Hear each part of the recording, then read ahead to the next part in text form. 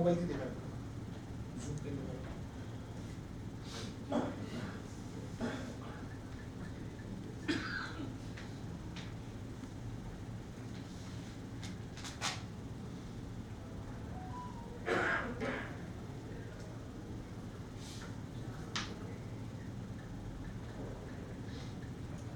થોડુંક આગળ લઉં છું ડિલિવરી આપે ત્યાં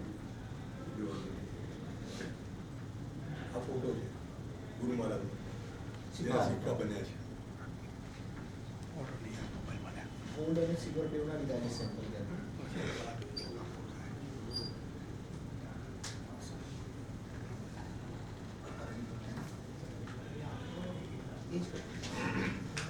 આ એમના ધર્મપત્ની છે ભાવેશીબેન દાવડા, એમને એમ કે એમની સ્ટાફનો કોઈ છે વ્યક્તિ. આ જો આ કોઈન હાથથી આપશે.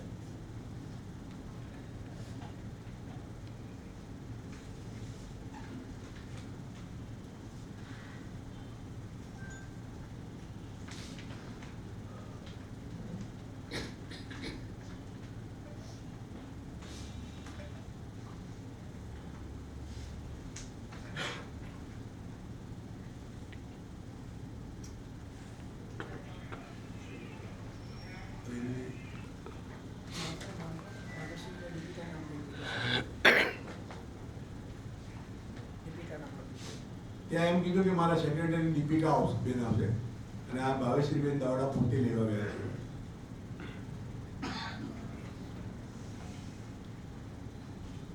એ પાર્ટીએ જ્યારે જ્યારે એમને ફોન કર્યો કે તમે સેમ્પલ આપી નથી ગયા, આમ તેમ, તમે બહુ ખોટું કર્યું, આ તે, જસ્ટ આઈ હમણાં જ હું ઉતર્યો છું.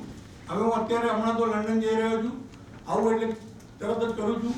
હમણાં હું દુબઈથી નીકળ્યો છું, સાંજે દિલ્હી ઉતરીશ, કામ પતાવીને કાલે આવું છું અને તમને કાલે બધું આપી દઉં. આ બધું વોટ્સઅપ ચેટ છે, એમાં પણ આ બધું લખેલું.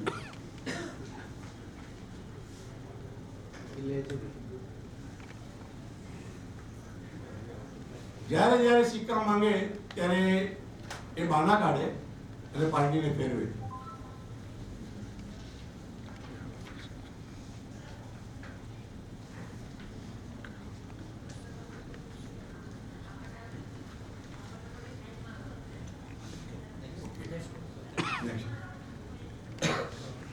ત્યારબાદ અંકિત મહેતા અને જયેશ મહેતાને કોઈ પણ કાળે ગમે તેમ કરીને, એટલે મને ભૂપેન્દ્ર વોરાને ગમે તેમ કરીને બહાર કાઢવો, કોઈ પણ ખોટા આરોપમાં ફસાવા સુધી મને ઘણી ધમકી આપી ચૂક્યો છે કે તમને એવી જગ્યાએ લઈ જઈશ તે ખબર નહીં પડે. મેં કોઈ ચિંતા નહીં કર, દાદા બેઠા છે ને મારા કર્મમાં કદાચ લખાયેલું હશે તો એ લખાયેલું છે, એમાં શું મોટી વાત છે. અમે જૈન છીએ, જે મૃત્યુ કર્મમાં લખાવ્યું એ પ્રમાણે જ થાય, તો મને એની ચિંતા નથી. સન્માનીય ચેરિટી કમિશનર શ્રી હમણાં ગયા મહિનાની વાત છે, બેનની સામે અમદાવાદમાં ને ઉપર તારીખ 12/12 મુદતમાં એક નીચે તમને દેખાડું છું. તરત જ અમે વસ્ત્રાપુરમાં એ ફરિયાદ પણ નોંધાવેલી છે, અરજી કરેલી છે. એ જ પ્રમાણે એના 5-6 મહિના પહેલા કોકને લઈને આવીને ભાવેશ્રીબેન આમને ટોચઅપ કરતા હતા, ગમે તેમ કરી. અને કોઈ હાઈટ બોડી વાળો માણસ હતો અને દાદાગીરી કરવાની કોશિશ કરી. એ દિવસે પણ અમે વસ્ત્રાપુરમાં લખાવેલી છે ફરિયાદ, અરજી લખાવેલી છે. અને જ્યારે જ્યારે અમને ધમકીઓ આપી છે, જેમ તેમ વર્તન કરેલું છે, ત્યારે બધાની ફરિયાદ અમે માણસા પોલીસ સ્ટેશનમાં પણ લખાવેલી છે. અને સન્માનીય ભૂપેન્દ્રભાઈ પટેલની ઓફિસમાં, સન્માનીય હર્ષભાઈ સંઘવીની ઓફિસમાં અને સન્માનીય ઋષિકેશભાઈ પટેલ જે હમણાં ગયા વર્ષે આ ત્રણેયની ઓફિસમાં અમે આના નામની લેટર આપેલો છે કે આ વ્યક્તિ શું કરી રહી છે. અને આવી રીતે એ બધાને ધમકી આપીને આ કામ કરે. અને કોઈ પણ હિસાબે કાં તો મને કે તને તો જીવત નહીં તો મારી નાખીશ, એ નહીં ની ભાઈ. અને છેલ્લા શું કરી રહ્યા છે આની આગળ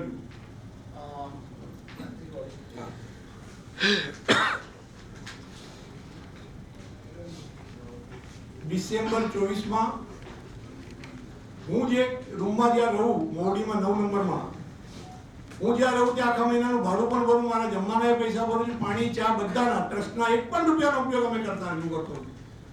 દરેક પૈસા ભરી દેવાના, પણ મારી રૂમ ફિક્સ હોય છે, હું ન હોઉં તો ભાડું ભરી દેવાનું.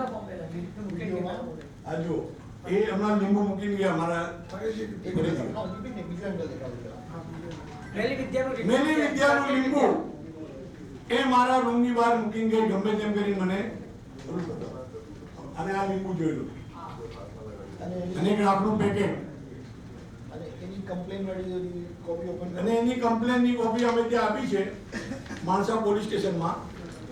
પણ એમનું કહેવું એમ છે કે ગુજરાતમાં હાલ કોઈ એવો કાયદો નથી કે જે આની માટે ઘડાય. મેં કાઢેલી. હા,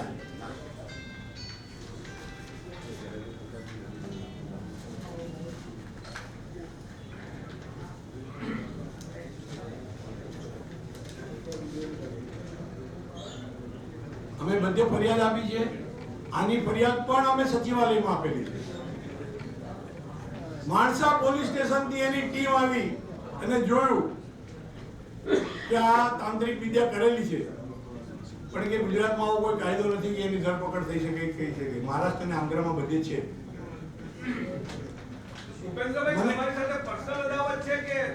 ના, ટ્રસ્ટમાં ટ્રસ્ટી થવું છે ને નથી થવા દેતું એ અદાવત છે. બાકી 2020 સુધી તો અહીં બધા બેઠા છે. એને પૂછો કે જનરલ મીટિંગમાં ઉભો થઈને એમ કહેતો હતો કે આ ટ્રસ્ટ ચલાવવા માટે કેપેબલ માણસ ભૂપેન્દ્રભાઈ જ છે.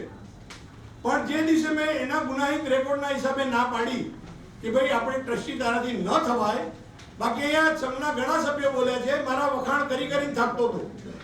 ભૂપેન્દ્રભાઈ જ્યારે બે સભ્યો નથી તો આ બે ધુરંધરોને આત્મવિશ્વાસ ક્યાંથી કોણ આપે છે? જો એ હવે એને ક્યાંથી બળ મળતું હશે ને એ જાણે. પણ અને આ છેલ્લી કક્ષાની વ્યક્તિ છે કે જે ગમે તે એન કેન પ્રકારે, કારણ કે એને સુધી એને આ બધી આવડત ફાવટ છે, જેને દરેક આપણી જાત મનુષ્યની, પણ મનુષ્યમાં એક જાત એવી હોય જે દરેક હિન્દુ, મુસ્લિમ, શીખ, ઈસાઈ બધામાં હોય. ચોર, ડાકુ, લૂંટેરા, આ એક વાક્ય આવે ને, કોઈનું સિમ્બોલ લાગે ને, તો ત્રણે વસ્તુ આ માણસને સિમ્બોલ લાગે. પણ ચેરિટી કમિશનરનું છેલ્લું સ્ટેટસ શું છે? આટલી બધું તમારે એમની સાથે વ્યવહાર થયો છે. ચેરિટી કમિશનરમાં અમે બધા જ પુરાવા આપ્યા છે, બધું જ ચાલે છે. કંઈક પણ થાય, 10-15 દિવસ થાય, મહિનો થાય ને કંઈ પણ ખોટી ફરિયાદ કાગળ મૂકી આવે.